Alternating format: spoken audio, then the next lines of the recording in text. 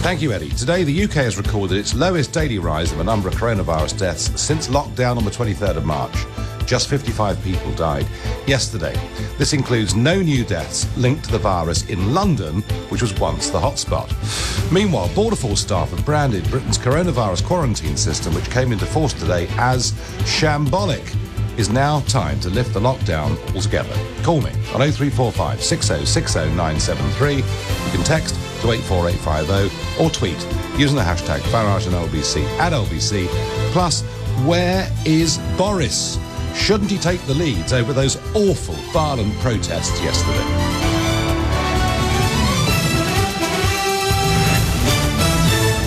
On your radio, on Global Player, and Play LBC. Leading Britain's conversation. This is LBC. From Global's newsroom, I'm Bill Overton. The Home Secretary's condemned violence and vandalism seen during anti-racism protests at the weekend. More than 100,000 people were involved in demonstrations in cities across the country. Clashes with police resulted in 135 arrests. The Prime Minister said the peaceful message was subverted by thuggery. Priti Patel agrees. It is not for mobs to tear down statues and cause criminal damage in our streets. And it is not acceptable for thugs to racially abuse black police officers for doing their jobs. Her Labour shadow Nick Thomas-Symonds has criticised the language being used by the government.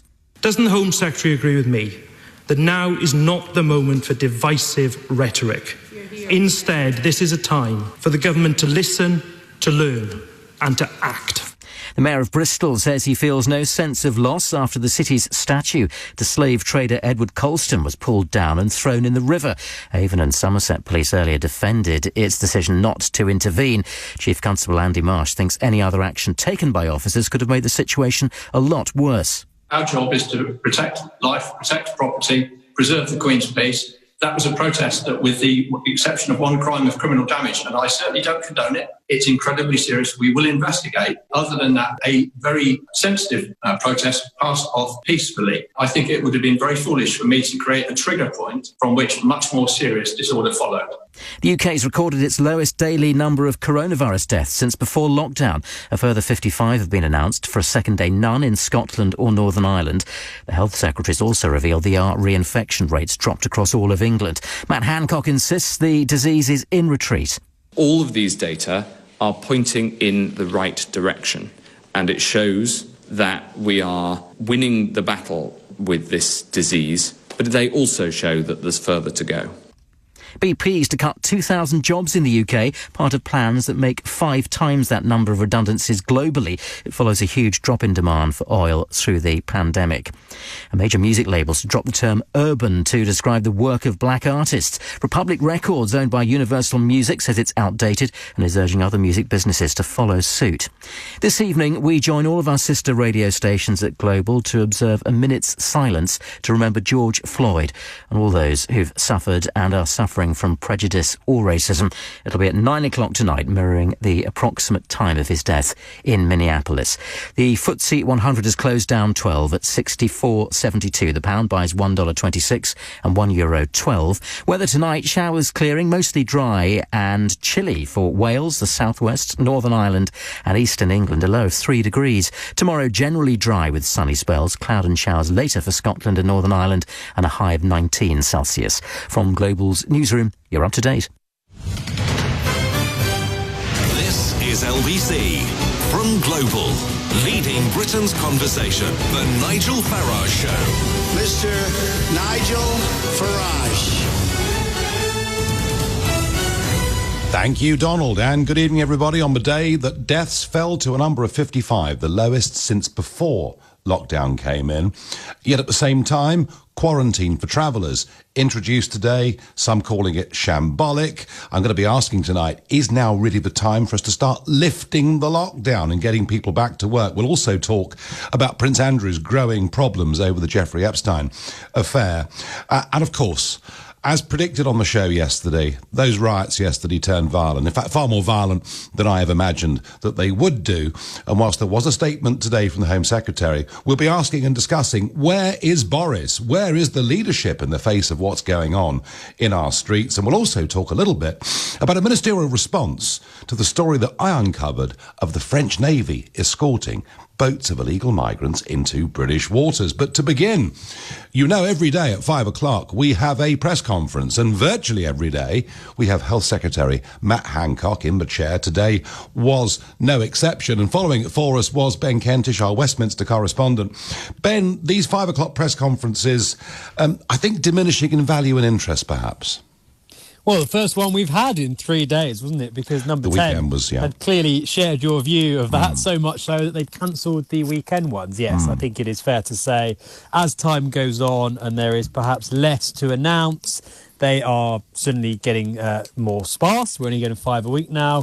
They're down to only 1 or 2 participants. The number of media questions has reduced. Boris Johnson, who does 1 a week. All of that would suggest, Nigel, that, as I say, number 10 would share your view. And in fact, when it came to explaining why there would be no weekend press conferences, they said it was because viewing figures had fallen, which led to some criticism in some parts, but it does help to explain exactly how they're viewing these and the decreasing significance of them as the government sees them. But I still think there is a value to them in updating us on the data, updating us what's happening, and the graphs, the level of granular detail on the data we don't really get apart from at those press conferences. So I think there's some value to them, even if it's less than there was a few weeks ago. So what did we learn today? We learnt that care homes, as we've known for some time perhaps, are once again back at the centre of the government's response, because amid accusations that the initial response to the epidemic in care homes was too slow, Matt Hancock now trying to get ahead of the curve, as it were, and making sure that lessons have been learnt by setting up a new task force to work with the social care sector, Nigel, and make sure that if there is a second peak, or even if there isn't, that the care sector is protected, better protected, some may say, than it was the first time round. They're going to be working with care homes to ensure that the infection control measures are in place, so that going forward, as restrictions outside care homes are eased, those in them and their families can be assured, this is the aim of course, that they are protected in a way, as I say, that some feel they weren't first time round. OK. All right, Ben, thank you very much indeed. Well, today was the day that quarantine came in. This is something for passengers, travellers coming into this country that has had overwhelming public support for months. And indeed, I have to say, I was very much a strong believer we should have done this back in early March. But it is slightly odd, isn't it, that we bring in quarantine right now when the number of deaths in London reported today was 0. And, of course, most people do come in via London airports. Of course, they come in through other points of the country too. So this morning on The Breakfast Show, Nick Ferrari was talking to Policing Minister Kit Malthouse on quarantine and whether it would actually work. It becomes even more important that we don't take the chance of introducing new infection from outside the country. And that's why we brought in this 14-day quarantine. Lots of other countries have it. And we think, on the scientific advice, now is an opportune time to bring it in. We'll be reviewing it on a rolling 3-weekly basis to make sure we get, as with so many other measures, our timing right on this. But just as we're winning, we need to make sure that we really press home our advantage and avoid a second peak. And that's why this 14-day quarantine is coming in today. So it's there for at least 3 weeks, a 14-day quarantine. And by the way, this applies to you if you want to go to Portugal or anywhere on a summer holiday. So if we start to run into July, it's going to start to make people think, well, I don't know, is it really worth going to the Costa del Sol, to the Algarve, wherever it is, if I've got a quarantine for 2 weeks when I get back? Although, of course, a lot of that depends on how it could be enforced. And, of course, the real work of this will be put to the UK Border Force. Have they had enough notice? Can they do it? Is it practical? Does it make sense at this moment in time? And I'm joined by Tony Smith, former Director General of UK Border Force and Managing Director of Fortinus Global, a border security consultancy. Tony, good evening. Welcome again to LBC.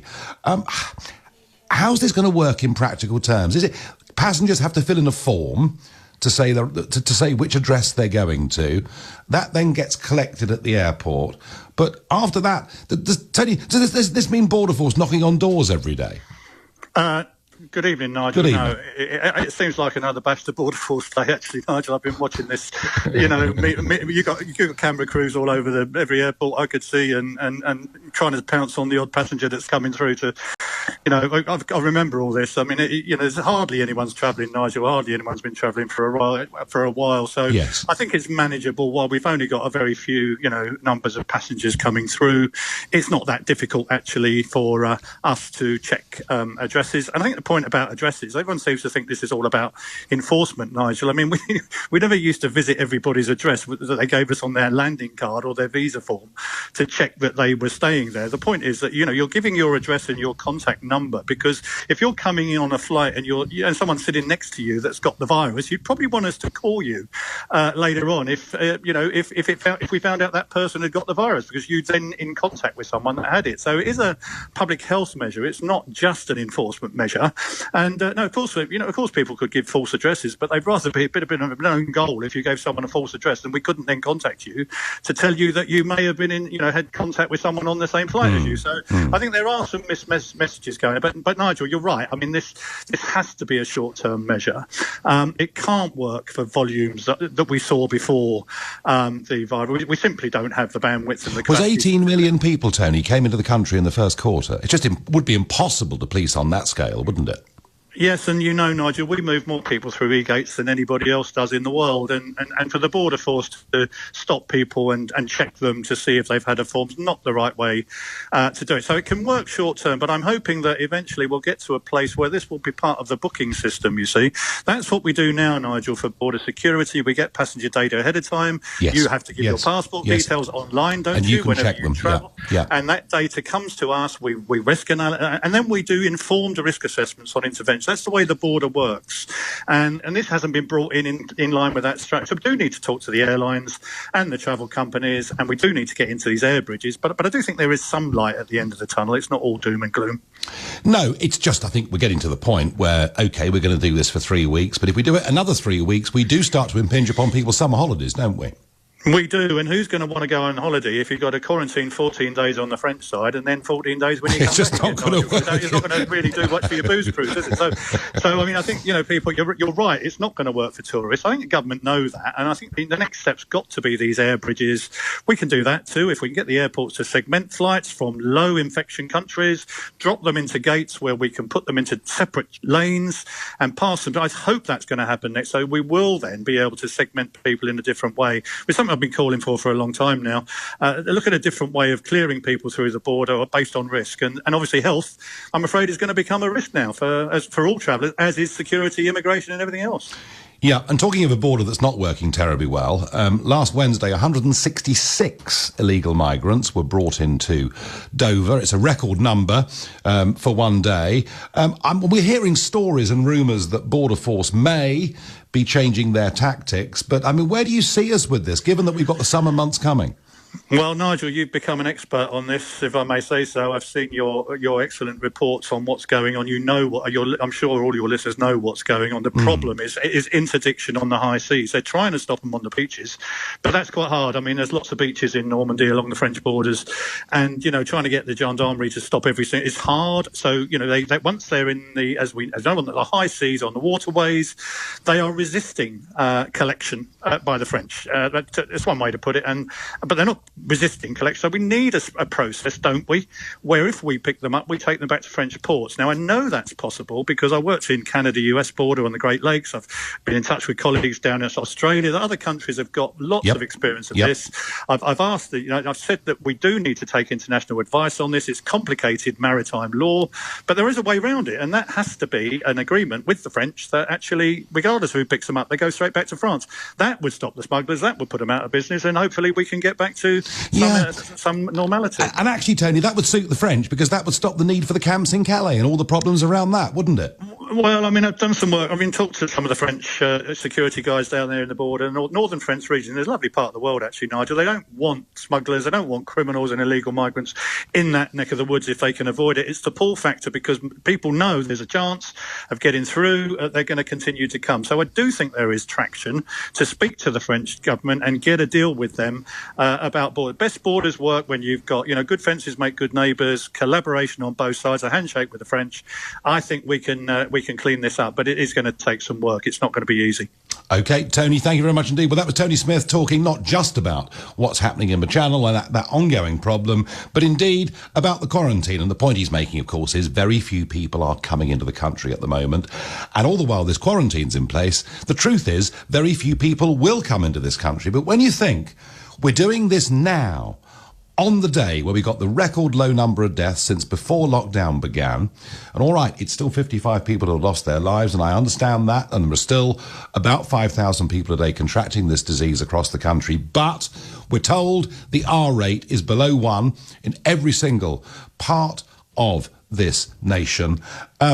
Isn't it time now, actually, for us to be lifting lockdown altogether? I mean, aren't we at a point where we need people getting back with full cancer diagnoses, heart treatments, all other types of medical analysis?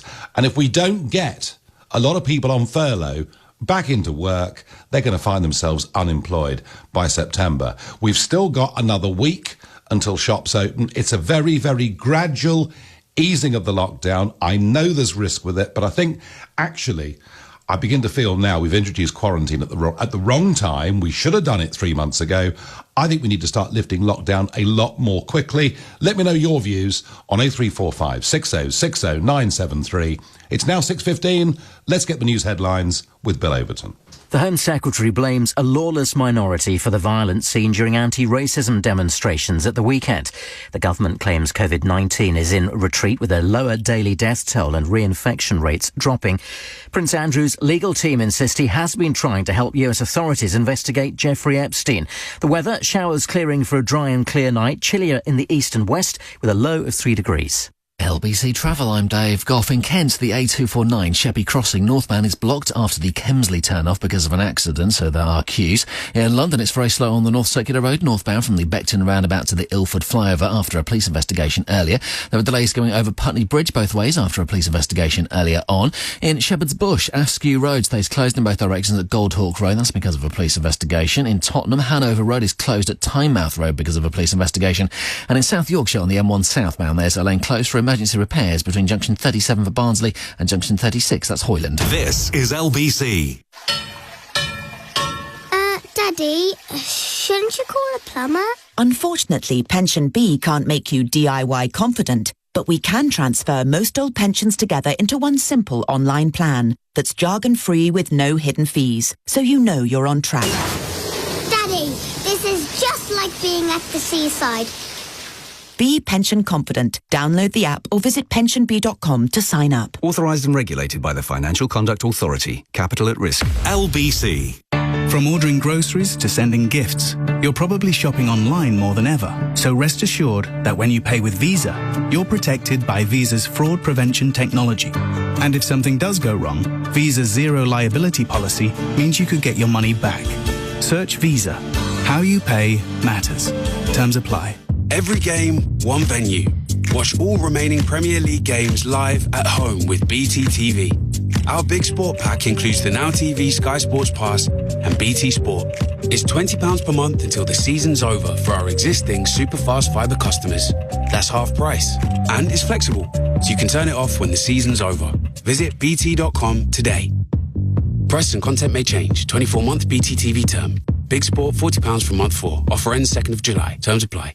Dad, what's an adverb? An adverb? Well, easy. It's like a double verb. It's like a verb squared. But it's like buy one verb, get another verb free. It's like you wait all day for a verb and two come at once. The last few months have been tough enough. That's why when you buy a Dacia from our available range, you get the first 3 months on us with zero deposit. It's two verbs. It's a verb. PCP and HP Dacia Finance, 6.9% APR representative with 3 monthly payments as cash back on select and new vehicles only, subject to status, 18 plus, order and register by 30th September 2020. Participating dealers, T's and C's apply. We're facing the toughest of times. Men with financial orders and child maintenance costs to pay may be struggling to meet these financial demands. Providing for your children in this emergency is the priority. It's important to act immediately to make the court aware whilst doing as much as possible to maintain the status quo. Many men are in this situation. It's important to act now to protect your rights and finances. At this time, Cordell & Cordell have stepped up our service to bring you the support you need now. Cordell.co.uk, a partner men can count on. I'm Alec Jones, and I hope you'll join me for my new podcast, Oh My Goodness, a celebration of good news and acts of kindness. Listen now wherever you get your podcasts. The Nigel Farage Show on LBC. Call 0345 6060 973. In a moment, your calls. But first, breaking in the last couple of hours, Prince Andrew has made 3 offers of help to the US authorities over the Jeffrey Epstein case, say his lawyers. This is an argument that never seems to go away. To report on it for us is James Goodison, LBC reporter. James, good evening. Good evening, Nigel. This has all come after a report this morning that the Department of Justice submitted a mutual legal assistance request, MLA, to the Home Office to quiz Andrew as a witness as part of the criminal investigation into the convicted sex offender Jeffrey Epstein. Now, what does a mutual legal assistance request mean? Effectively, it's an agreement between two nations where one is investigating a criminal case and wants to speak to a citizen in the other. The citizen in this example being one Prince Andrew. Now, this is only generally done when they can't get cooperation from the witness originally. This report appears to have prompted the breaking of the Duke's silence with this strongly worded statement. It's very long as well. It claims that Prince Andrew has offered assistance on, quote, at least 3 occasions this year and accused the Department of Justice in the States of breaching its own confidentiality rules through briefings to the media. This all came to a head last year when Prince Andrew gave that extraordinary interview to BBC's Emily Maitlis on Newsnight. He was asked whether he would cooperate with the US investigation. If push came to shove and the legal advice was to do so, then I would be duty-bound to do so. The statement goes on to say, unfortunately, the Department of Justice has reacted to the first 2 offers by breaching their own confidentiality rules and claiming that the Duke has offered zero cooperation. In doing so, they are perhaps seeking publicity rather than accepting the assistance proffered. Of course, it was reported that there was a so-called wall of silence from the Prince in January after Jeffrey Berman, the US Attorney for South District, New York, said this to the press. The Southern District of New York and the FBI have contacted Prince Andrew's attorneys and requested to interview Prince Andrew. And to date, Prince Andrew has provided zero cooperation. Now, the fallout from the Epstein scandal continued throughout this year. One of Epstein's alleged victims, Virginia Giuffre, alleged that the Duke had sex with her on 3 separate occasions, including when she was 17, still a minor under US law. The Duke categorically denies he had any form of sexual contact or relationship with Miss Giuffre. Obviously, Nigel, this statement from the law is quite extraordinary, but it does appear that a formal process of Prince Andrew speaking to US authorities is starting to take shape. Royal commentator Peter Hunt told me that this perhaps means Prince Andrew will have to testify under oath. I think because the prospect of him giving evidence under oath is now potentially closer, because what's clear from this statement is what he has been offering to the American side is a sort of voluntary cooperation that would remain confidential. They clearly are not happy with that offer, and which is why we now know, even though we're not meant to, because it is meant to be confidential, as they say, we now know that they are pursuing this more formal request. And we'll wait to see where this request goes, but clearly a big statement from his lawyers today, and this could pave the way for the formal process of Andrew speaking to US authorities. Yeah, absolutely, and given the way the law works between us and the US, they can pretty much get anything they want from our citizens, including them being extradited over there, and we cannot get the same in reverse. It was a treaty that was signed in the Blair years that needs to be re-examined. Right, let's get back to your calls on this. Kate says, you've hit the nail on the head. Maybe quarantine is an attempt to reduce overseas travel. On Twitter, while I'm quarantined, arriving back in July, am I allowed to go out and get food and go for a walk once a day? Advice not clear. Well, I agree the advice is not clear, but clearly, if it's a proper quarantine, you shouldn't even be doing that, it seems to me. Let's go to Brian in Golders Green. Brian, it's all a bit contradictory, isn't it? I mean, all the government's tests and measures that would allow us to get back to some form of normality are being met, and yet at the same time, quarantine's coming in. What do you make of it?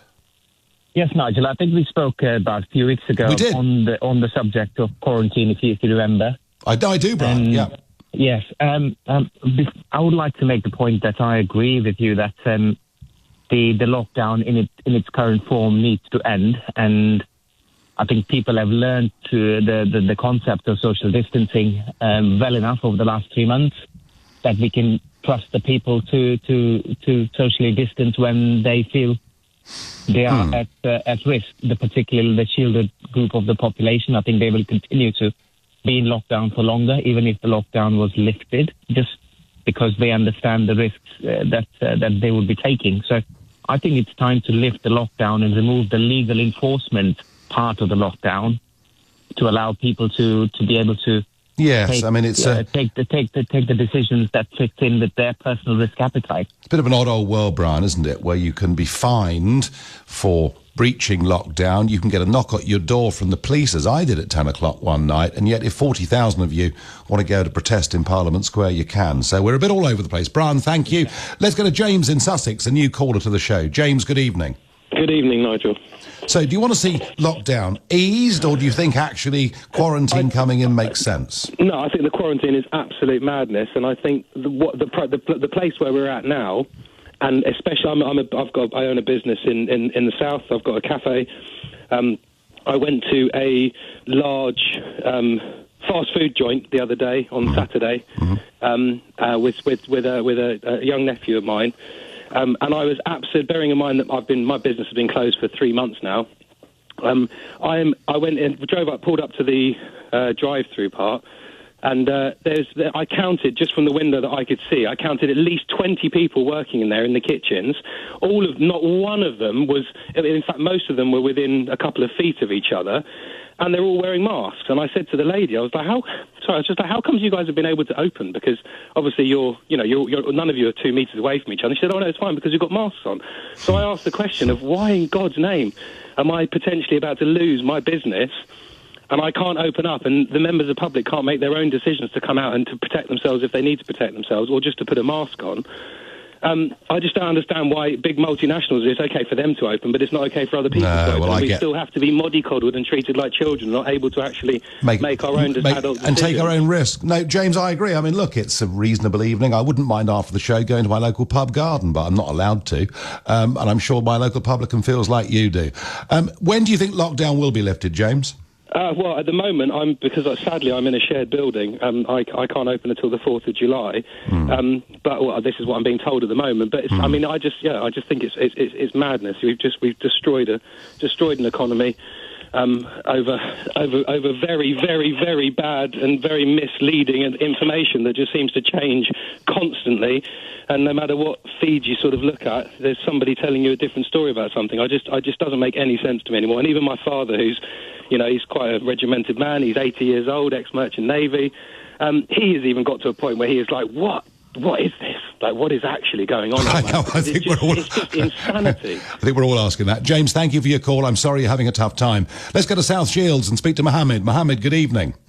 Hiya, Nigel, you all right? I'm all right, but it's all a bit of a mystery, Mohammed, isn't it? Death rate falling. Have you got a crystal ball, Nigel? Have you got a crystal ball? Well, I mean, none of it. Well, of course, the truth is none of us have, and we know that. Yeah. I think what begins to anger people slightly is it does seem like some very mixed messages. On the one hand, we're beating the virus, we're doing well, says Matt Hancock. It's perfectly safe for your relations to go into care homes. And on the other, we're bringing in by the way, had we brought in the quarantine 3 months ago, I would have been 1,000% behind it.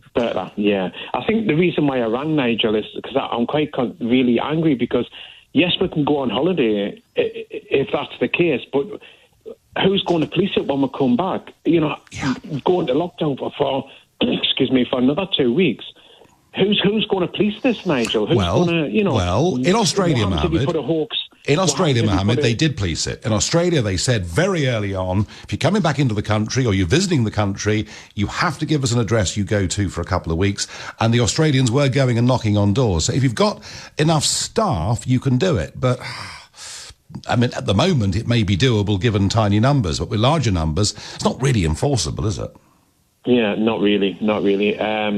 I just think you're right. We'll have to get the country back to normal, but with safe distancing measures in place. You know, I think we'll be fine, Nigel. I think if this goes on and on and on, I don't think the country will ever recover, to be honest, Nigel, and that's quite sad.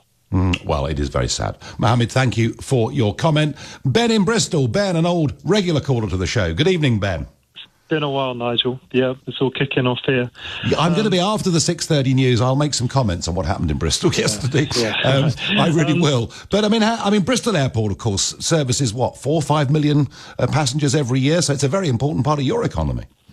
It is. And, there needs to be some realism. I lived in a village where we had the first death in the southwest, and from what I know, we've had no further deaths since then. I do take the virus seriously. But I'm looking at footage of Paris. I'm looking at footage of European countries. And we were told all the way through to look at these countries like Italy and Spain when they were locking down. But they've been open for a while. And I'm going mad looking at them, all happily drinking coffees together.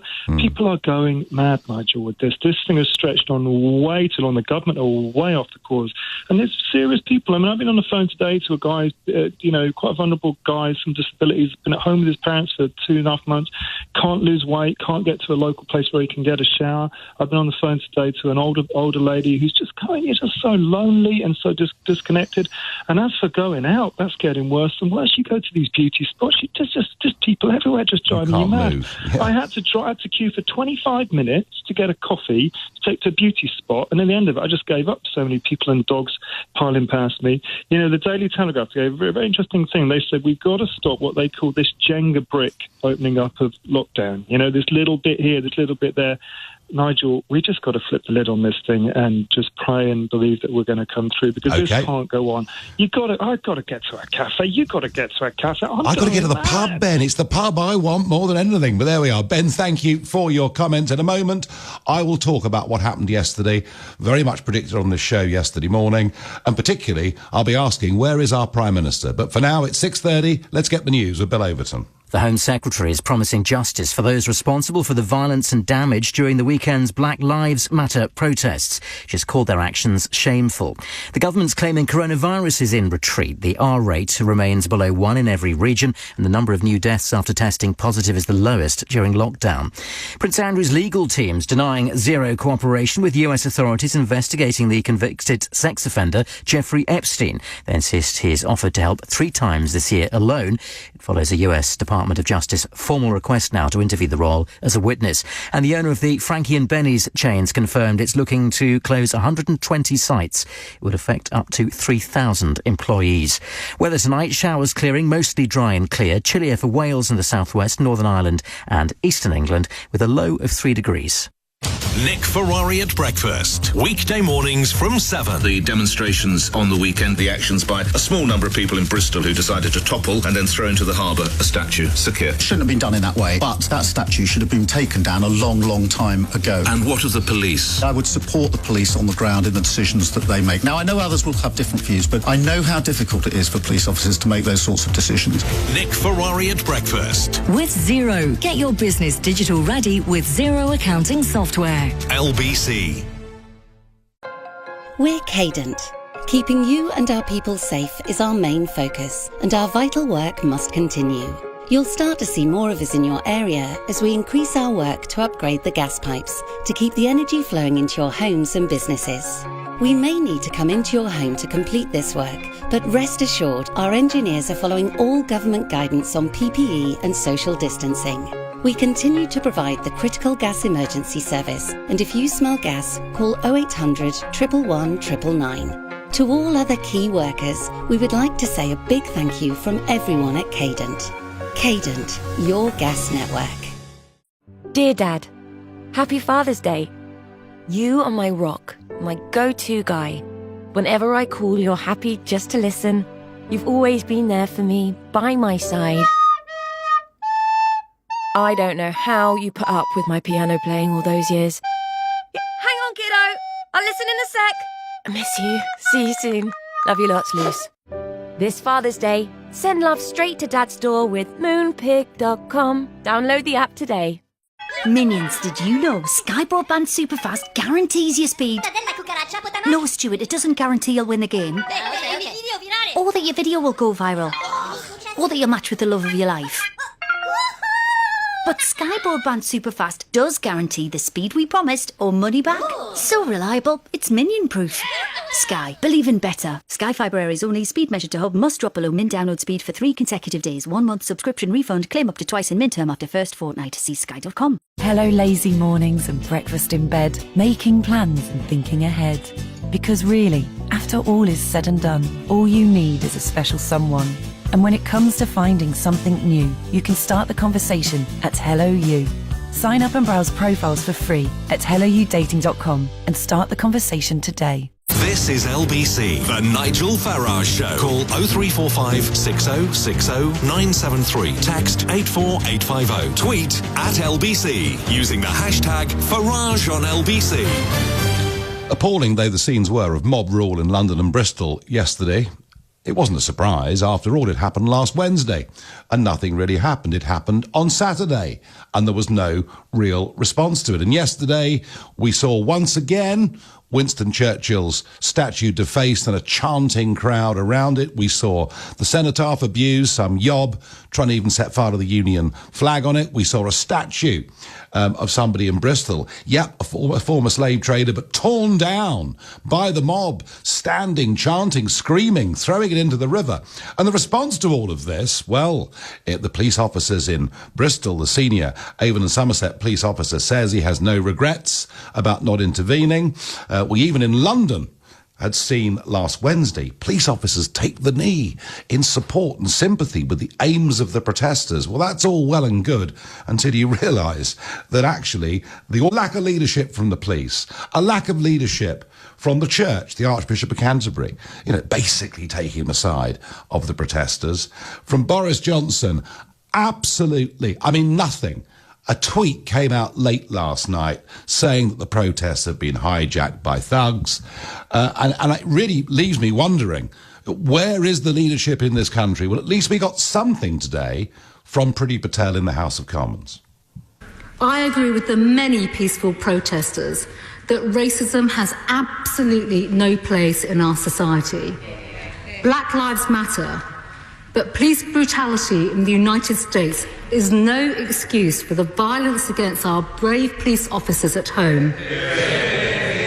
So to the quiet, law-abiding majority who are appalled by this violence and have continued to live their lives within the rules, I hear you. To the police who have been subject to the most dreadful abuse, you have my full backing as you act proportionately, fairly, and courageously to maintain law and order. And to the criminal minority who have subverted this cause with their thuggery, I simply say this: your behaviour is shameful and you will face justice. Well, that was Priti Patel. You will face justice. I wonder what the person who tried to set fire to the Union flag on the cenotaph, I wonder whether he'll actually be charged, because so far I can't see a single arrest of anybody involved directly with the defacing of war memorials or statues. I'm looking forward to it. And as for facing justice, I suspect people will get very, very short sentences. I'm pleased that Priti Patel backed the police forces. I feel very sorry for the fact that 50 of them, over 50 of them, have been injured, and some of them seriously. But there was Priti Patel again saying Black Lives Matter, which in a way almost gives support to the organisation. It's not the cause I'm fighting, it's the organisation, the Marxist organisation. Now, strangely, Keir Starmer didn't say anything about this yesterday, but he was on exclusively this morning with Nick Ferrari on LBC, and when he was asked about the Bristol protest, this is what he said.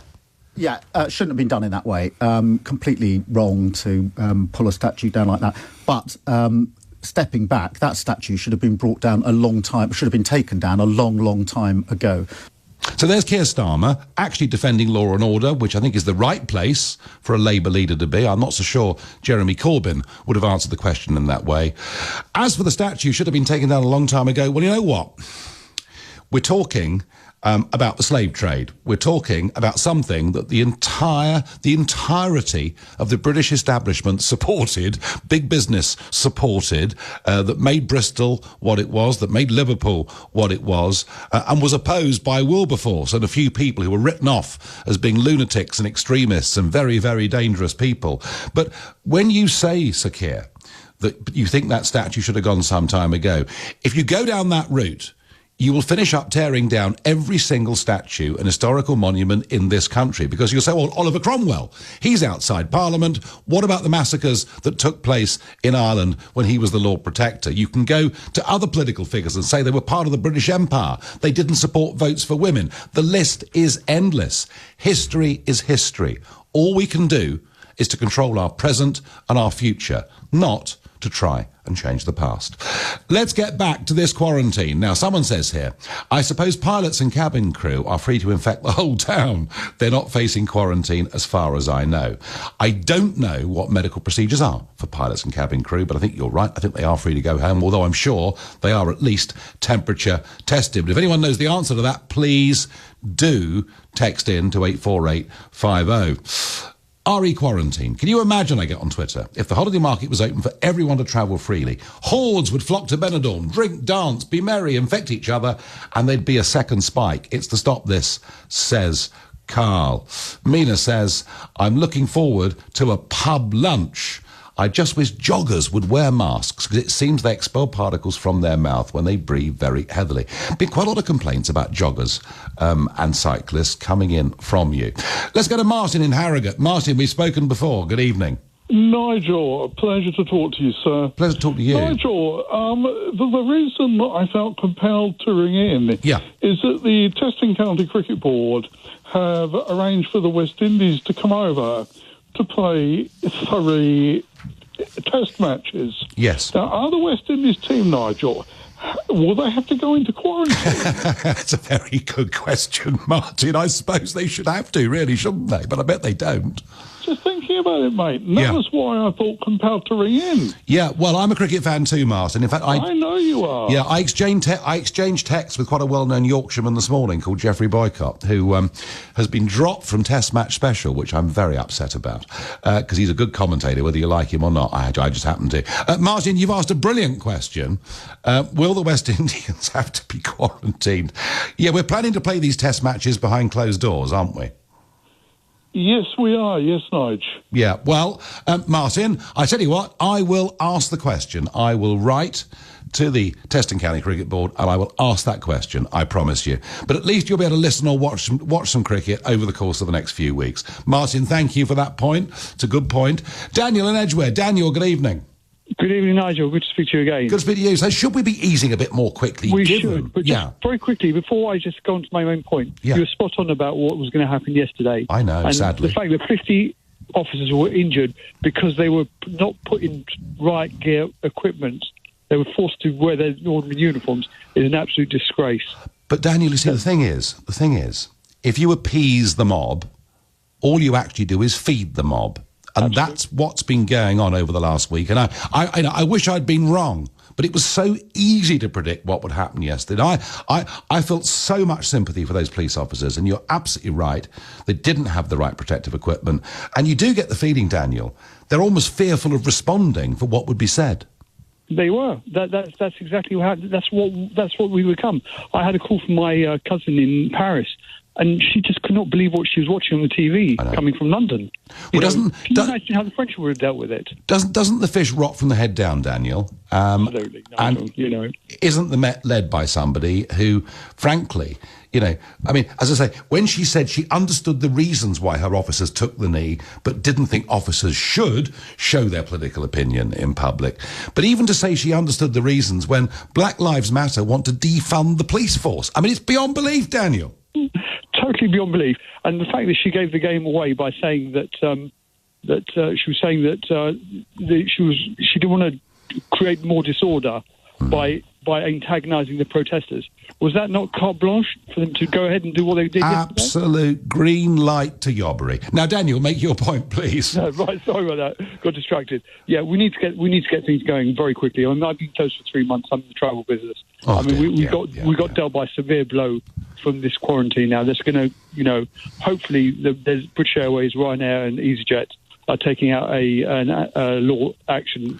There is a joint legal action, isn't there, on this? They've done a joint legal action. Hopefully it'll be successful.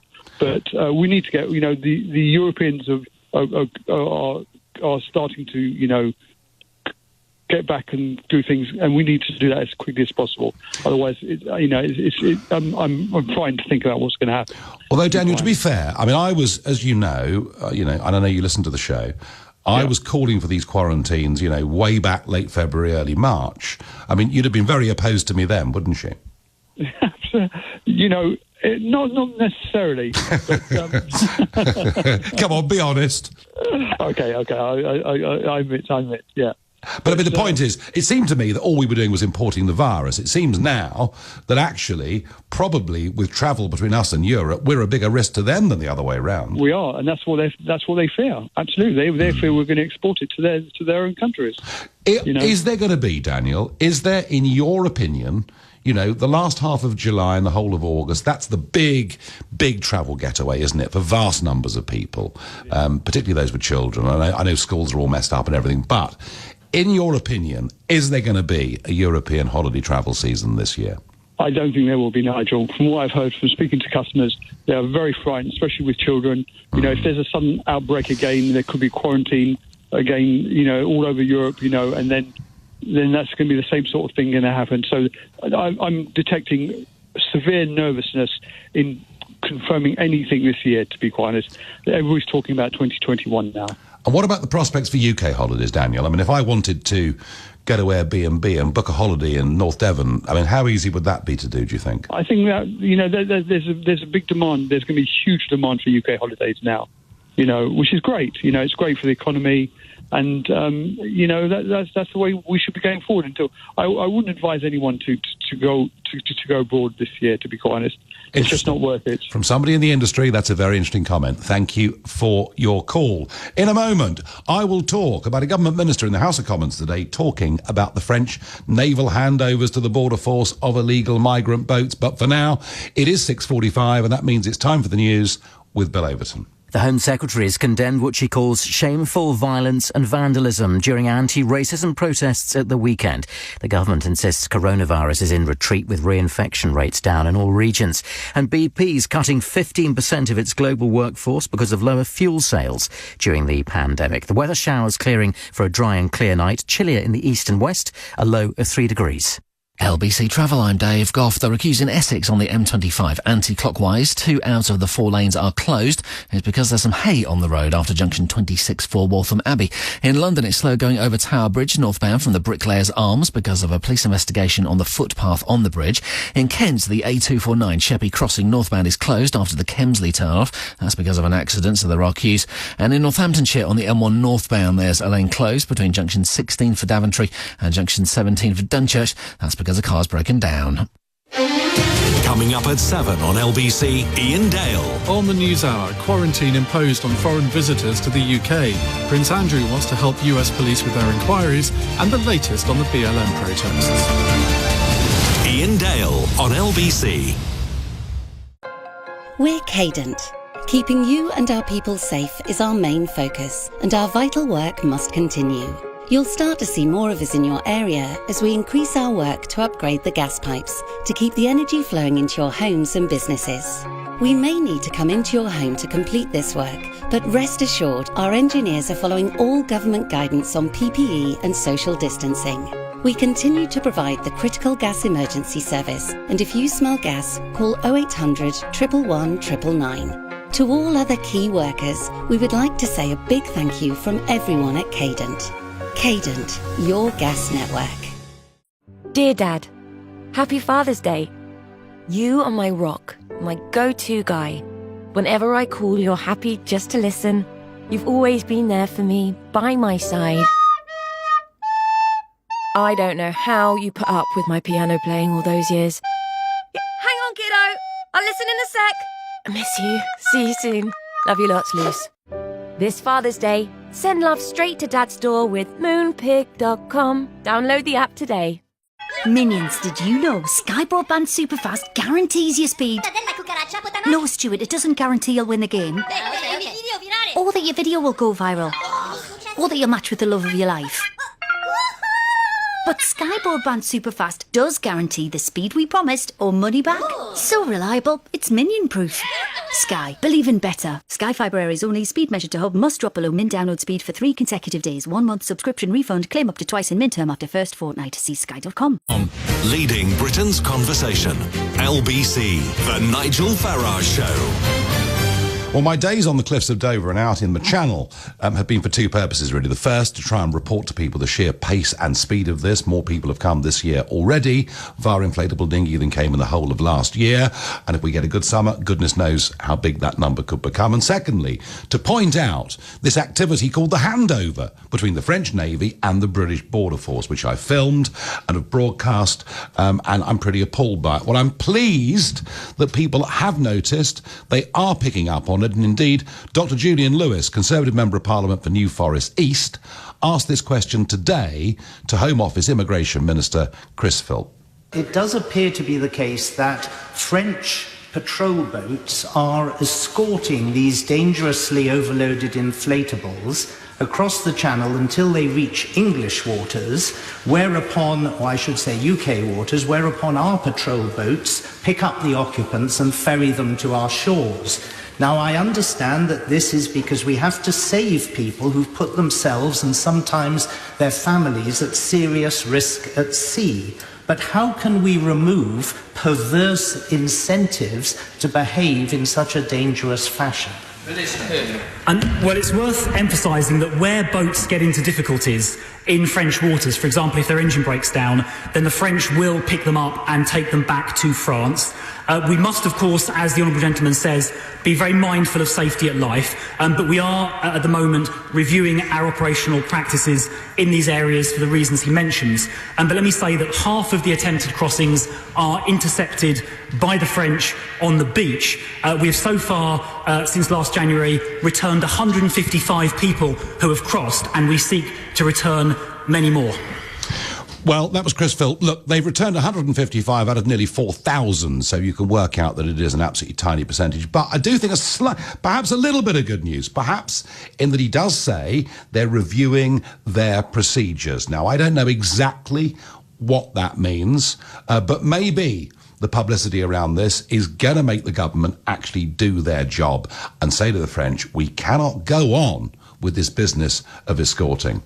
Now, we've talked a lot tonight about quarantine, and our last caller, Daniel, is somebody that have worked in the travel industry. And from 8 p.m. tonight, Ian Dale will be hosting a special programme looking at the aviation industry and the challenges it faces as a result of coronavirus. He'll be joined by industry leaders like British Airways' Willie Walsh, trade union leader Len McCluskey, and MPs from across the spectrum. He'd love to hear from you if you work in the industry, run a business involved in it, or even just want to go on holiday. 0345 6060 973. That's Ian Dale tonight, 8 till 10, specifically on the aviation industry.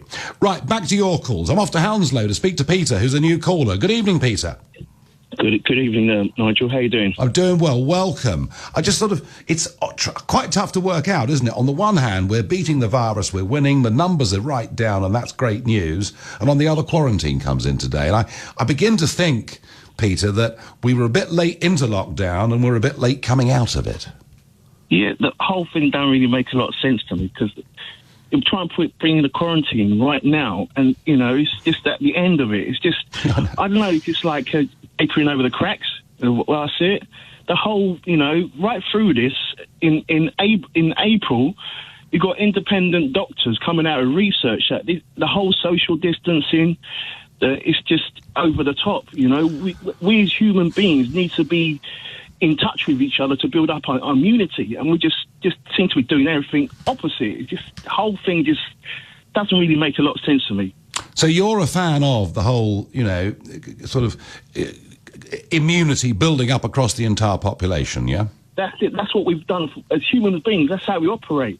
You know, we can't isolating ourselves from everything. It's just making us weaker. Like is it possible? But is it possible, Peter? I tell you what. Let me give you another scenario, and that's the New Zealand scenario, where they now believe they've completely beaten the virus. Yeah. So if we did all isolate completely, maybe we could kill this virus off. That's the counter argument to herd immunity. Yes, but like I said, there's other research that's out there, and we're just going by the WHO rhetoric of what they think's best for us, and it's horses for courses, really. You know what I mean? Sweden done the opposite, and they're none the worse than us, and they've kept their economy open. You know, they still went to pubs, bars. Yeah. You know, it's just common sense, really. You know what I mean? Because you go in a supermarket and you buy food, and you got your local shops who've got key cutters. They only get about 10 customers in there at one time. You with me? And then they're closed. You with me? It's just this kind of blanket, blanket things. It's just, I don't know. So open up, accept a slightly higher infection rate, and develop immunity, Peter. That's your message, really. Exactly. All right, got it? No, loud and clear. Thank you very much indeed. Now, got some answers here to earlier questions. Roger in Sutton Coldfield, and we've spoken before, says pilot and crew are exempted from the quarantine list. And on cricket, Mikey comes back to me on Twitter and says the teams involved in these closed-door events have been given special dispensation from the 14-day quarantine, so cricket will be treated in the same way as Formula One teams will be for Silverstone. Thank you to our listeners for giving us some answers to those questions. Let's go to Kate in Richmond. Kate, good evening. Hello, hi Nigel. Good evening. Now, I know Richmond, one of the big issues, of course, are all the aeroplanes going over it to Heathrow, so I guess it's been pretty quiet the last couple of months. It's been amazingly quiet, but what's very strange on that note is that we have certain periods of time where suddenly it feels like it's like a couple of hours where they come quite regularly, and it's been quite sporadic, so I haven't really been able to work out kind of like what's going on. So suddenly you'll have a week where you think, okay, they're slowly increasing, and then you have 2 or 3 days where you hear nothing. I don't know the answer. I don't think any of us know the answer to that, Kate. But I mean, do you feel that we need to open up the economy a bit more quickly than we are, or is the quarantine route and staying with this very slow timetable out the right approach? I actually think, given what I've seen over the last few weekends, I think actually now it's time that we just sped up a little bit just to catch up with the other European countries, because I think if we continue on a slow trajectory, the damage to the economy is actually going to now currently outweigh the benefits. I think initially the lockdown was brought in too slowly, but it was brought in to save the NHS and to stop it from being overwhelmed, and we did that. We did that. Yeah. Okay, so the NHS is now managing, the level is dropping, and I think now we do need to shift a bit of a focus towards how we safely move forward with the economy. I think some of the moves that have been proposed just make no sense, the policies just seem to contradict each other, and I think maybe it's time that we just actually looked at what Italy and some of the other countries are doing, which is moving a little bit faster, look at Germany, and decided, are we taking the risk or are we not? Because I don't understand what the message is right now, and I don't think a lot of people really do. No, okay, I think that's absolutely right. I think there is absolute huge confusion out there as to what we really are supposed to do. And when you see 40,000 people in Parliament Square protesting, rubbing shoulders, and nothing gets done about them breaking social distancing rules, people are also going to think, what the hell, aren't they? Well, on that point, Nigel, I would actually personally say that I think actually good for them, and I think you take that risk because I think the cause is worthy. I actually do at the end of the day. But how many causes are worthy, Kate? Many causes, and that's why I'm really grateful that I live in a country where we have the right to do that, and where the police will not, taser me down or taser people down if they want to protest. And I think that is the thing that we are proud of in Britain, is that we have the right, the democratic right to protest. Well, no, that is part of being a free country, of course, Kate. Yeah. That as long as you do it peacefully and not the way that we've seen over the last 2 days. I agree that it should be peaceful. I agree that it should be peaceful, and I don't condone violence. But I do actually think that protest was justified, and taking that risk OK. I stand with those people, yeah. But Kate, I tell you what, there's a lot of other people with strong causes that would also want to do that. Well, maybe in time they can. Kate, thank you for that. Now, the UAE. My son works for the Emirates Airlines, and all pilots are tested leaving the UAE, and when they return back, then they're sent home for 10 days quarantine, says Ian. Well, that's how they're doing it in the UAE. It's not how they're doing it from what we've been told in this country. On Twitter, I'm a seafarer serving on a British ship, and I'm exempt from quarantine.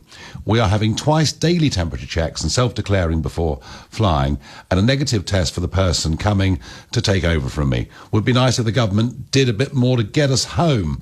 Yeah, well, there are still actually quite a lot of people stranded out there. And I also get Helen in Islington says, I can't wait to go to my favourite restaurant. As soon as it reopens, I'm there. This lockdown is ridiculous. There will be no second spike. There was no spike since VE Day. It's time to get on with life. Helen, as to whether there'll be a second spike or not, absolutely no one knows. But I guess what we do know is that if we do open up and we did get a big rise in reinfections, then we'd have to lock down again. But hey, life needs to move on. I'm back tomorrow at 6. At 10 tonight, it's Tom Swarbrick. Now it's Ian Dale. Thanks, Nigel. We're told today that the R rate is below 1 in each part of the United Kingdom. The death rate is the lowest for a Monday since the beginning of the COVID-19 crisis. And yet today the government imposed a 2-week quarantine on anyone